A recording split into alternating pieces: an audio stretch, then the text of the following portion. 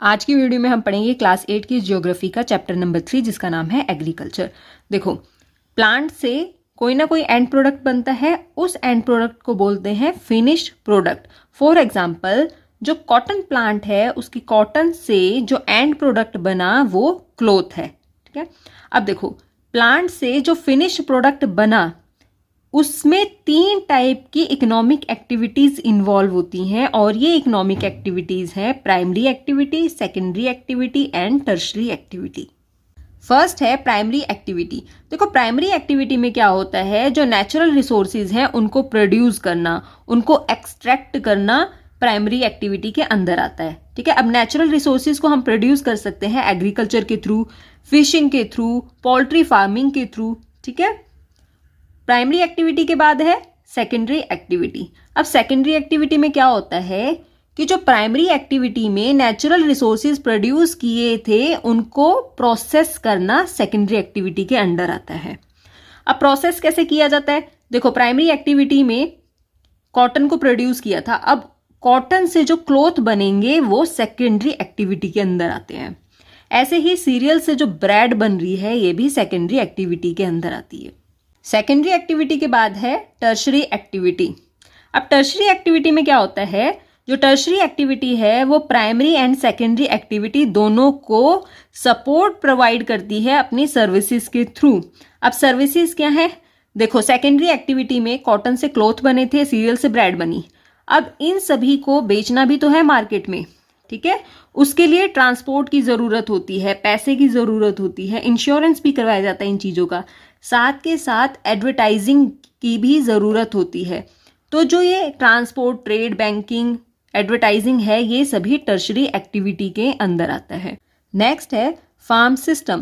देखो, farm system में हम बात कर रहे हैं एग्रीकल्चर की, पोल्ट्री फार्मिंग की, फिशिंग की। ठीक है, अब फार्म सिस्टम में 3 स्टेजेस होती हैं। फर्स्ट है इनपुट, सेकेंड है प्रोसेसेस, थर्ड है आउटपुट। अब इनपुट के अंदर आता है, देखो, किसी भी चीज़ को स्टार्ट करने के लिए इनपुट करना पड़ता है, इनपुट देना पड़ता है। तो फार्मिंग में जो इनपुट है वो क्या है, machinery, seeds, chemical fertilisers and labour. ठीक है, अब इनपुट के बाद प्रोसेसेस। प्रोसेसेस में आता है ploughing, sowing, irrigation, weeding, harvesting. ये सभी प्रोसेसेस के अंदर आता है। प्रोसेसेस के बाद जो थर्ड स्टेज है वो है आउटपुट, कि इनपुट एंड प्रोसेस के बाद आउटपुट क्या मिलेगा। एग्रीकल्चर से क्या मिलती है, क्रॉप्स। ठीक है, भेड़ से मिलती है वूल, एंड जो गाय भैंस है उससे मिलते हैं डेयरी प्रोडक्ट्स। तो ये सभी आते हैं आउटपुट के अंडर। नेक्स्ट है एरेबल लैंड। एरेबल लैंड क्या है, ऐसी लैंड जिस पे क्रॉप्स को उगाया जाता है या लगाया जाता है, उस लैंड को बोलते हैं एरेबल लैंड। ठीक है, उसके बाद है सीरीकल्चर। अब ये सीरीकल्चर क्या है, एग्रीकल्चर सबने सुना है, ये सीरीकल्चर क्या है।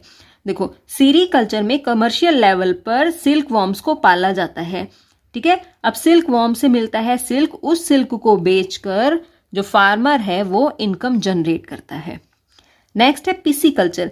पिसीकल्चर में फार्मर क्या करता है, वो स्पेशल टैंक्स एंड पॉन्ड्स बनाता है जिसमें वो फिश को पालता है और उस फिश को बेचकर अपनी इनकम जनरेट करता है। नेक्स्ट है विटीकल्चर। विटीकल्चर में ग्रेप्स का कल्टीवेशन किया जाता है। ठीक है, उसके बाद है हॉर्टिकल्चर। हॉर्टिकल्चर में कमर्शियल यूज के लिए वेजिटेबल्स, फ्लावर्स एंड फ्रूट्स को ग्रो किया जाता है। नेक्स्ट है types of farming. Farming 2 types की होती है, subsistence farming and commercial farming. Subsistence farming 2 type की होती है, intensive subsistence farming and primitive subsistence farming. Primitive subsistence farming भी 2 टाइप की होती है, shifting cultivation and nomadic herding. ठीक है, इसी तरह से जो कमर्शियल फार्मिंग है इसको भी 3 कैटेगरी में डिवाइड किया गया है, grain farming, mixed farming and plantation agriculture. First हम पढ़ेंगे सबसिस्टेंस फार्मिंग के बारे में। इसमें क्या होता है कि जो फार्मर है वो अपनी फैमिली की नीड को फुलफिल करने के लिए एक छोटे से एरिया में, छोटी सी लैंड पे फार्मिंग करता है। ठीक है, इसमें वो लो लेवल टेक्नोलॉजी टूल का यूज करता है और बहुत ही कम आउटपुट प्रोड्यूस होता है फार्मर को। देखो, जो सबसिस्टेंस फार्मिंग है ये 2 टाइप की होती है, जिसमें फर्स्ट हम पढ़ेंगे इंटेंसिव सबसिस्टेंस एग्रीकल्चर के बारे में। इसमें क्या होता है, जो फार्मर है उसके पास एक स्मॉल लैंड एरिया होता है जिसमें वो सिंपल टूल को यूज करके क्रॉप को ग्रो करता है। ठीक है, अब देखो, होता क्या है इसमें कि जो फार्मर है वो स्मॉल लैंड एरिया में ही पूरे साल में एक से ज़्यादा क्रॉप को ग्रो करता है। ठीक है, अब कौन कौन सी क्रॉप्स को ग्रो करता है वो? वीट, राइस, मेज, pulses and oil seeds. Second है प्रिमिटिव सब्सिस्टेंस एग्रीकल्चर। इसके दो टाइप थे, shifting cultivation and nomadic herding. First हम पढ़ेंगे शिफ्टिंग कल्टीवेशन।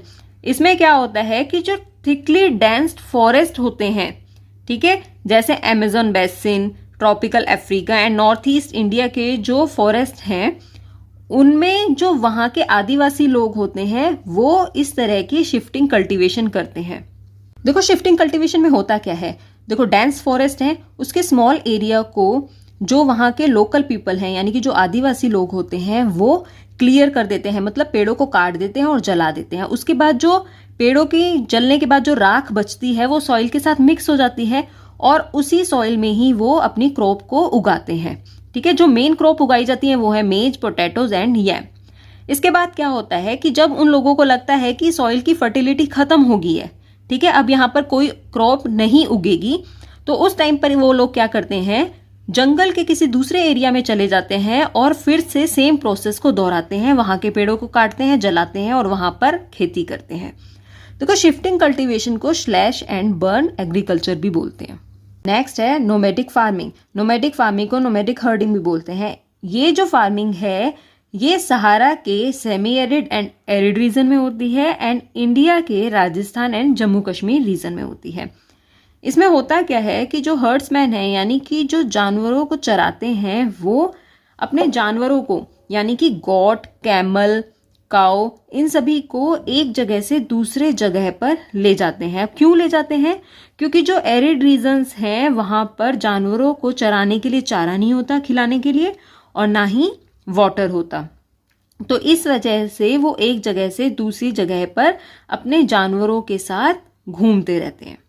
देखो जो फार्मिंग है दो टाइप की होती है, subsistence farming and commercial farming. हमने सबसिस्टेंस फार्मिंग के बारे में पढ़ा, उसके टाइप्स के बारे में पढ़ा। अब हम पढ़ेंगे कमर्शियल फार्मिंग के बारे में। जो कमर्शियल फार्मिंग है वो एक लार्ज स्केल पर होती है। इसमें बहुत ज़्यादा क्रॉप्स को उगाया जाता है एंड बहुत सारे जानवरों को पाला जाता है ताकि उन्हें मार्केट में बेचा जा सके। ठीक है, इसके बाद कमर्शियल फार्मिंग में जो अमाउंट ऑफ कैपिटल है वो भी लार्ज होती है।